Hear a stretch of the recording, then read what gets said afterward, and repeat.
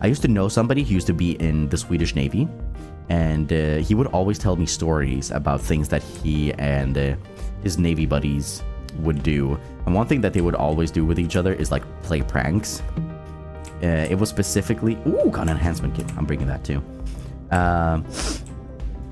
They would play pranks on each other. So he was in the like Swedish Navy that was focused on firefighting.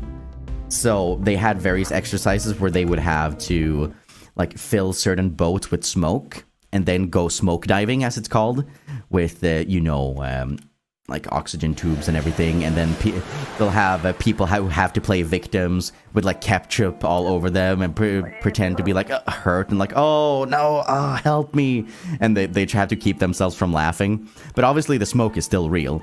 So when you go in with another, like it's usually two of you, because like when you have a stretcher to carry out someone that's injured, you need to be two people. So you'll go in with like two people.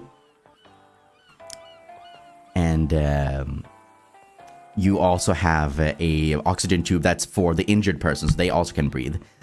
So what this person did is he put like the person that was pretending to be injured on the stretcher, and they started going through the rest of the boat while it was still filled with smoke, so they couldn't breathe it.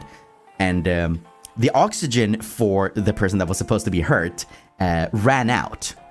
But that's usually fine, because there is like an emergency little like hatch that you can pull that gives somebody like that gives the person like 5 extra minutes of oxygen. It's just meant to be that final little push.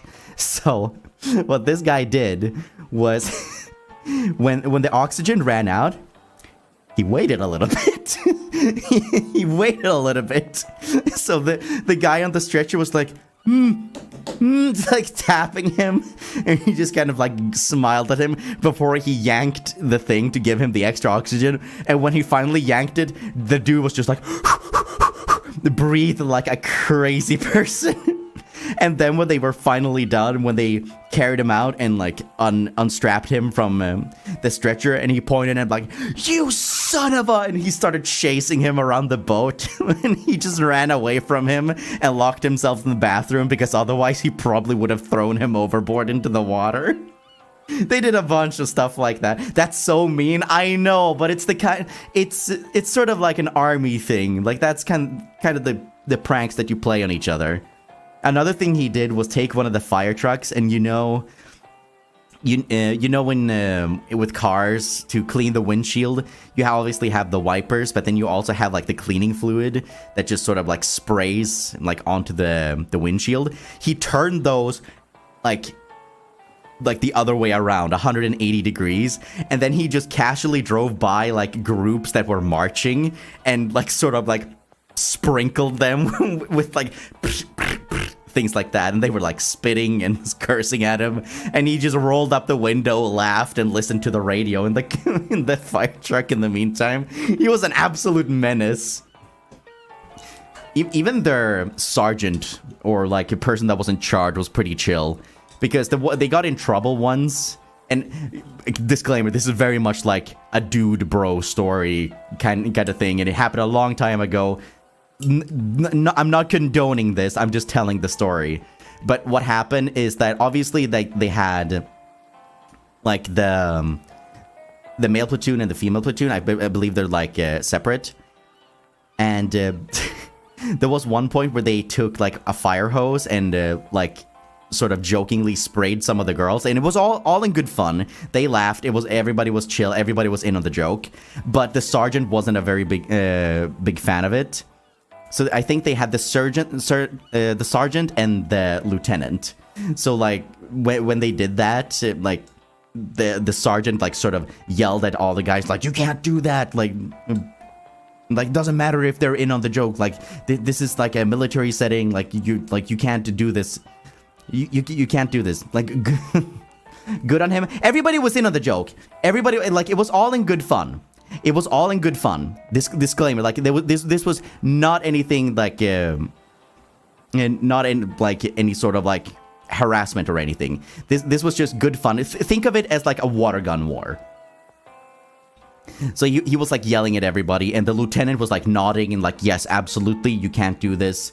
Like, you can't partake in this kind of tomfoolery, this mischief. Then when the sergeant left, he walked up to everybody and just kind of said, guys, gotta let me know about this beforehand. I want to know the fun too. Water gun? Yeah, just very big water guns. Think of it like that. No way. Yeah, the lieutenant was pretty chill. But yeah, if there was one thing that they always did is that they always stood up for like injustice. I remember a story he also told me about how when they were on a cruise, like if you know anything about Stockholm, there's cruise ships that go back and forth to like various islands in Finland.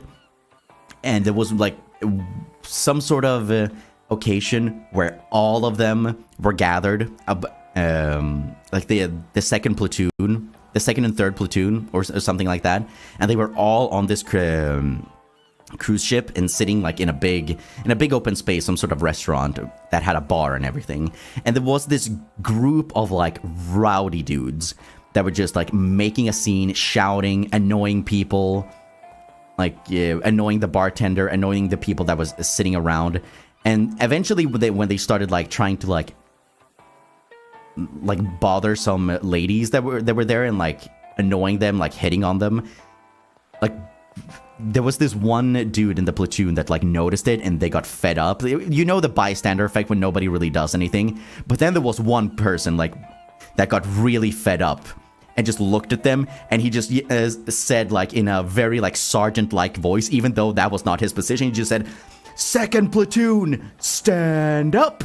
And like 30 people just stood up instantly. You heard all the chairs just scraping against the floor, stood up, looked at these dudes, and the fear in their eyes was absolutely delicious. They was like, oh God. And nobody saw them for the rest of the cruise. It was for 2 days. Nobody saw them. So what I think happened is they got cooped up in their cabins because they got so scared because the Navy was on the same ship as them. I miss that guy. I don't see him as much anymore, but he had such great stories, man. I got completely sidetracked. We're playing a game here.